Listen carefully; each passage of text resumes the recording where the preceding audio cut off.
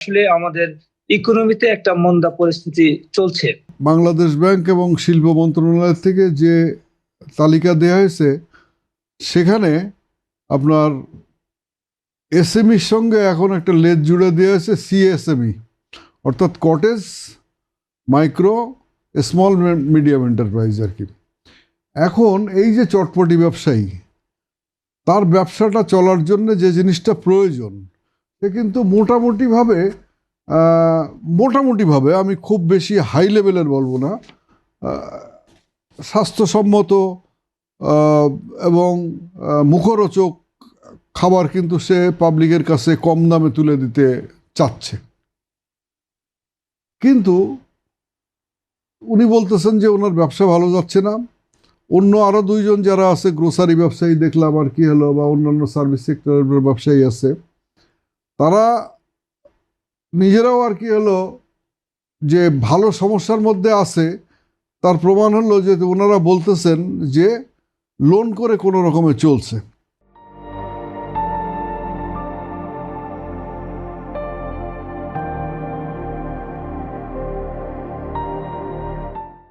এখন এই অবস্থাটা তো হওয়ার কথা না, কারণ সাধারণ মানুষের কাছে যদি মিনিমাম একটা টাকার ফ্লো থাকে তাহলে তাদের এই পণ্য এবং সেবাগুলো বিক্রি হওয়ার কথা। কিন্তু দুটো সমস্যা এখানে বিরাজ করছে আর কি। একটা হলো যে মন্দার একটা পরিবেশ কিন্তু আমার অর্থনীতিতে বিরাজ করছে, যেটা আমরা রিসেশন বলি। এই মন্দা অবস্থাটার কারণে এই জাতীয় দোকানগুলোতে যে কাস্টমার রেঞ্জ, সেই কাস্টমার রেঞ্জ কিন্তু দিনে দিনে কিন্তু কমে যাচ্ছে আর কি হলো। এর থেকে আরেকটু উপরে যারা আছে, মনে করেন যে আর কি হলো যে চটপটি ব্যবসার জায়গায় যারা ফাস্টফুডের ব্যবসা করেন বা বড় আর কি হলো খাদ্য খাবারের ব্যবসা করেন, তাদের মোটামুটিভাবে হয়তো চলছে, কিন্তু যেভাবে তাদের যে ইনভেস্টমেন্ট, সেই ইনভেস্টমেন্টের এগেনস্টে যে রিটার্নটা, আমি মনে করি সেই রিটার্নটা প্রপারলি হচ্ছে না। যদি কিনা আবার লোন নিয়ে তারা যদি বিজনেসটা করেন, রাইট দিস মোমেন্ট আপনার হলো 14-15% ইন্টারেস্টে ঋণ নিয়ে ব্যবসা করতে হয়, চক্রবৃদ্ধি হারে বা হিডেন চার্জ কিছু কিছু প্রাইভেট ব্যাংকের আছে, যেগুলো আপনার হলো ওই যখন ঋণ শোধ করতে হয় তখন আর কি হলো চূড়ান্ত শোধের সময় কিন্তু আপনার জানা যায় যে হিডেন চার্জগুলো কী পরিমাণ আছে আর কি। যাই হোক, আমি যে জিনিসটা বলতে চাই সেটা হলো যে এই জাতীয় ব্যবসাগুলা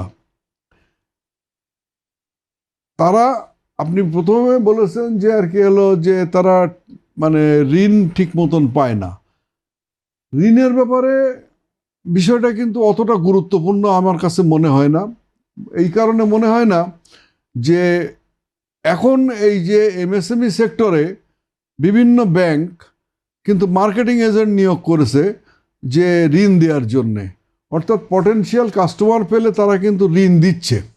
কিন্তু এই ঋণ যে আপনার হলো বিজনেসটাকে ডেভেলপ করবে সেই এনভায়রনমেন্টটা কিন্তু না থাকার কারণে এরা কিন্তু মানে আগে বড় ব্যবসায়ীরা ঋণগ্রস্ত হতো, এখন কিন্তু এই মাইক্রো লেভেল এবং কটেজ লেভেল বা স্মল লেভেলের নিচের অংশটা তারা কিন্তু আপনার ক্ষতিগ্রস্ত হচ্ছে। যে আসলে আমাদের ইকোনমিতে একটা মন্দা পরিস্থিতি চলছে।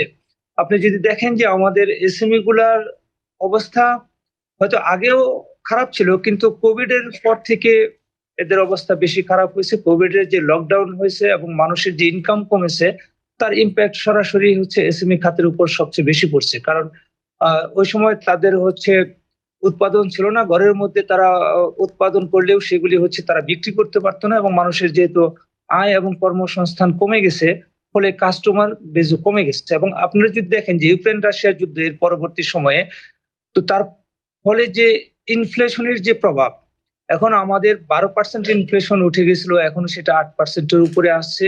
আসলে আমরা যারা সীমিত আয়ের মানুষ আমাদের দেশে, তো তারা তো খেয়ে পরে বাঁচতে পারছে না, তাদের সন্তানের পড়াশোনার যে খরচ, চিকিৎসা খরচ, এইগুলো মেটাতে পারছে না। ফলে যে এসএমই থেকে যে তারা হচ্ছে বিভিন্ন পণ্য কিনবে, এসএমইর পণ্য যেমন ভাই যেটা বলছিলেন যে চটপটির দোকান বা ফাস্ট ফুডের দোকান, এগুলি কিন্তু হচ্ছে আমার এসেনশিয়াল ডিমান্ডের এডিশনাল, যে আমার পকেটে যখন টাকা থাকবে আমি 3 বেলা ভাত খাওয়ার পরেও হয়তো আমার ফ্যামিলির নিয়ে একটু ঘুরতে গেলাম, সেখানে আমি ফাস্ট ফুড বা চটপটি খেলাম, বা বাচ্চাদের জন্য কিছু খেলনা কিনলাম, বা ঘরে হচ্ছে শৌখিন কিছু জিনিস কিনলাম, আমার দেওয়ালে টাঙানোর জন্য একটা হচ্ছে সুন্দর ছবি কিনলাম, এগুলি।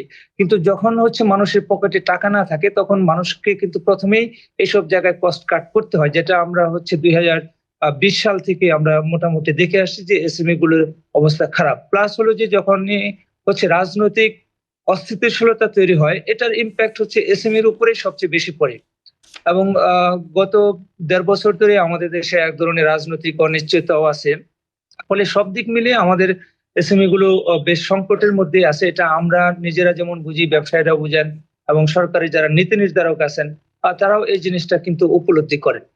এবার হচ্ছে ঋণের প্রসঙ্গটা, যে আমাদের বাংলাদেশ ব্যাংকের যে মনিটরি পলিসি, সেখানে হচ্ছে স্পেসিফিক করে আছে যে একটা ব্যাংক টোটাল যে পরিমাণ ঋণ বিতরণ করবে তার মধ্যে হচ্ছে 25%, 4/1 হচ্ছে এসএমই গুলিকে দিবে।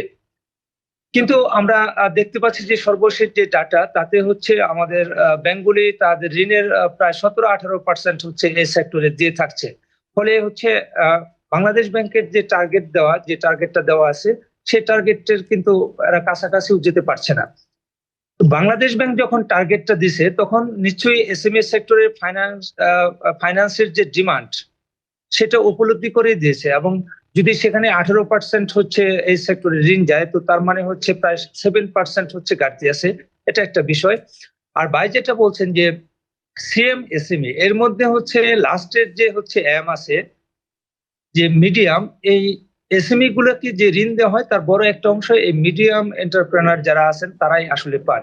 কিন্তু ওই যে কটেজ, মাইক্রো এবং ক্ষুদ্র, একটা গ্রামে একজন হচ্ছে একটা যদি মুদি দোকান দিতে চান, তার দোকানে প্রথমে হচ্ছে লাখখানেক টাকার পণ্য তুলতে হয়।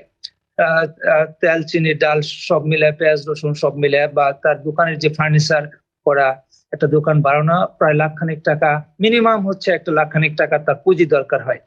তো সে যখন এই পুঁজির একটা গরিব মানুষের কাছে কিন্তু 1 লাখ টাকা ক্যাশ থাকে না, এবং হয় তার জমি বিক্রি করতে হয়, অথবা যদি তার গরু থাকে সেগুলি বিক্রি করতে হয়, অথবা তার হচ্ছে ব্যাংক বা এনজিও থেকে ঋণ নিতে হয়। কিন্তু যে আমাদের উপস্থাপক যেটা বলছেন যে আসলে ব্যাংক থেকে ঋণ নিতে গেলে যে তার কিছু কাগজপত্রের প্রয়োজন হয়, যেগুলি ব্যাংক তার কাছে ডিমান্ড করে, সেগুলি ম্যাক্সিমাম হচ্ছে কটেজ, মাইক্রো এবং ক্ষুদ্র তাদের হচ্ছে থাকে না, এটা স্বাভাবিক। এবং আমরা দেখছি যে কোভিড এর সময় যে এসএমই সেক্টরের জন্য সরকার যে হচ্ছে প্রণোদনা প্যাকেজ দিল, যে ব্যাংকগুলো হচ্ছে এই প্যাকেজ থেকে হচ্ছে এসএমই কে ঋণ দিবে, কিন্তু আমরা দেখলাম যে এসএমই গুলার হচ্ছে পর্যাপ্ত গ্যারান্টার বা ডকুমেন্টের না থাকার কারণে তারা হচ্ছে সেই ঋণ সুবিধাটা কিন্তু পাচ্ছিল না। আমাদের যে এক্সপোর্ট সেক্টরের জন্য যে প্যাকেজ ছিল, তারা সেই ঋণটা সহজে নিয়ে গেল, এবং তারা এডিশনাল লোন নিয়েছে, এবং সেই প্রণোদনা প্যাকেজের আকার বাড়াইতে হয়েছে পরবর্তীতে ডিমান্ড বেশি থাকার কারণে। বৃহৎ শিল্পের জন্য যে ফান্ড ছিল সেটা মোটামুটি ডিসবার্স হয়েছে, কিন্তু এসএমই গুলোর জন্য ডিসবার্স হলো না। ফলে বাধ্য হয়ে সরকার হচ্ছে একটা এসএমই গুলোর জন্য একটা গ্যারান্টি স্কিম করলো। আমরা দেখলাম যে বাংলাদেশ ব্যাংক একটা গ্যারান্টি স্কিম করলো, যে এসএমই গুলো যেহেতু গ্যারান্টি দিতে পারছে না, তো বাংলাদেশ ব্যাংক হচ্ছে ব্যাংকগুলোকে এই স্কিমের আন্ডারে হচ্ছে গ্যারান্টি দিবে। তো তারপরেও আমরা দেখলাম যে এসএমই গুলো কিন্তু সেই ফান্ডের বেনিফিটটা আসলে নিতে পারে নাই। এই যে না নিতে পারার কারণ, এটার কারণ হচ্ছে যে তাদের হচ্ছে ব্যাংক যেসব ডকুমেন্ট চায় সেটা ম্যাক্সিমাম ক্ষুদ্র, কটেজ উদ্যোক্তারা দিতে পারে না। হয়তো মাঝারি উদ্যোক্তা যারা আছে, যে যেটা হচ্ছে একটা বড় ফাস্ট ফুডের দোকানে, একটা বড় রেস্টুরেন্টের মালিক, হ্যাঁ, তো তাদের হচ্ছে ট্রেড লাইসেন্স থাকে, আধার কাগজ থাকে, তাদের ব্যাংকের সাথে ট্রানজেকশন থাকে।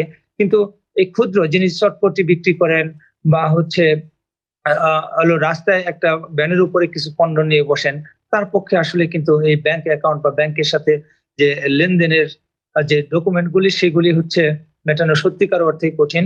এবং এই বছর আমরা যেটা দেখছি যে বাংলাদেশ ব্যাংক যেটা টার্গেট দিয়েছে যে 25% দিতে হবে, এই 25%-এর মধ্যে যেগুলি বিতরণ হয় সেগুলো আমরা দেখি যে একটা উল্লেখযোগ্য অংশ ট্রেডারদের কাছে চলে যায়, যারা হচ্ছে পাইকারি ব্যবসা করেন তাদের কাছে চলে যায়। কিন্তু উদ্যোক্তা লেভেলে, যে গ্রাউন্ড লেভেলে, যিনি হচ্ছে ছোট একটা প্রোডাক্ট তৈরি করছেন নিজের হাতে বাড়িতে বসে, যিনি হচ্ছে নকশি কাঁথা তৈরি করছেন, তো তিনি কিন্তু আসলে এটার বেনিফিট কতটা পাচ্ছেন সেটা নিয়ে সন্দেহ আছে।